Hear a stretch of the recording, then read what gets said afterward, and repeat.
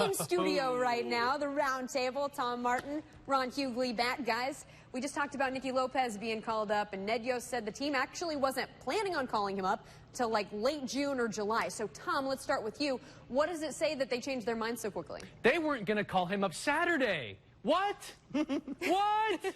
How does this happen in 36 hours? You change your mind on your top prospect. This baffles me. You bring in Chris Owings in the offseason, and you want him to hold this guy back. I get paying your dues, and I know that Dayton mentioned that Eric Hosmer had his timeline similar to what Nicky Lopez's is, but to me, I wonder about the process here and the decisions they go making with guys like Nicky Lopez and with these prospects, because to me, I think he should have been on this roster out of camp. You get with Whit Merrifield in the offseason. You say, Whit, you're our right fielder every day. We know Jorge Soler stinks out there. He can just hit and play DH. I think they messed this up, but you know what? At least this team right now doesn't have to suffer from that. We just see Nicky Lopez later than we should have. Ron, what do you think? No, I'm just glad it finally happened. I think the biggest thing is we know what time it is with this season. All right, we know they're not going to the postseason, at least I believe, with the worst record in the American League. So what this season has come down to is let's see what we have. Let's see what players have a real chance to be on the next team that's competitive. And you have to use the great, not good, the great talent of Whit Merrifield, and that is he can be like Ben Zobrist and play all around the field. And you have to do that. And so if you have a guy like Nicky Lopez, who you think has a chance to possibly be a part of the next time you're competitive, he plays second base, get him up here. He had to get up here. You have to at least see what you have to do. And Bubba Starling better be coming next, too, because I mean, Billy Hamilton is not good enough to be standing in front of him, or Terrence Gore, don't even get me, not even good enough to be standing in front of them.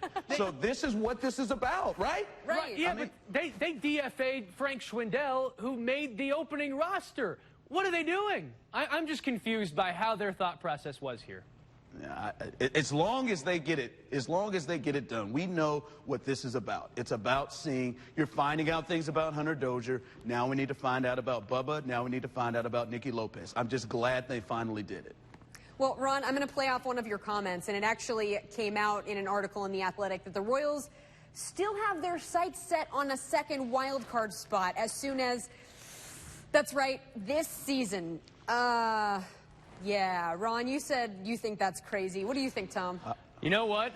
It's not crazy. It's Tom, stop. What? No, I'm okay Tom, with this. now look, I didn't got in here and look pretty for you. Guys, I came in here and wore a tie for you, and you're gonna come out here and say something crazy Ron, like you this. look at these numbers, my man. You look at this bullpen, and it was historically bad. It was so bad you could have these great performances, and then they would just flush it away with 2 pitchers in 1 inning. Now you have these guys, this good core. Your lineup 1 through 7 now is pretty decent, and your pitching looks a lot better. I think because the rest of this division stinks, the Indians stink, the Detroit Tigers stink, you might sneak your way back in there. A lot of the metrics say this team is actually doing pretty well. The run differential was not that bad. It was 12th worst in baseball at one point. Will they make the playoffs? Probably not. I'd say absolutely not. But it's not crazy to think this way. And I just hope, though, like we said, they don't sacrifice long-term moves for short-term. Tom. Yeah. Stop it. You stop it right now. No, it is crazy. I'm sorry. Only the Marlins, the Miami Marlins, who don't give a rip about winning games, have a worse record than the Royals. Listen, I was about it, Tom, to start the season. Heck, let's go get Dallas Keuchel. Let's see if Craig Kimbrell is available. Let's try it. Let's do it at the start. Now that they have 14 wins and they're 11.5 back, something like that, I know the Twins aren't great. I know the Tigers don't care and the White Sox, but the Royals aren't great either. Come on, guys. Let's not get crazy here. Ron, what's your wager? What's your wager? Let's go on this. Let's go. Anything, Tom. Anything. Anything, Tom. Okay. Anything. I'm taking my same bet. I'll bet you a smoothie. Well, hold on. What are we betting? What are we betting? That the Royals get the second wild card? No, I'm just kidding. Oh, okay. All right, Tom, I was going to say. I got you. I was going to say, I was like, I'll take that bet. Let's do it. Game on. They ain't making it. Well, guys, from the Royals to the Chiefs, they've made a lot of big moves this offseason, especially on defense. Tom, let's start with you. What do you think of their moves and where they sit right now? I'll be brief. I think they're in good shape. I think they're the division favorite. As much as people love the Chargers, they forget the Chargers' kryptonite is the Chiefs. I think they're doing well, and the defense is a lot further along than I thought it'd be. Ron? I think you have an argument, depending on what happens with Tyreek Hill, that you got more playmakers, and I can't believe you're saying that, on that side of the ball. Whether how you feel about Frank Clark and his off-the-field stuff, he is a big-time player. Tyrann Mathieu is a big-time player. Chris Jones is a big-time player, and coaching just has to improve. So you have to like, football-wise, what they're doing defensively.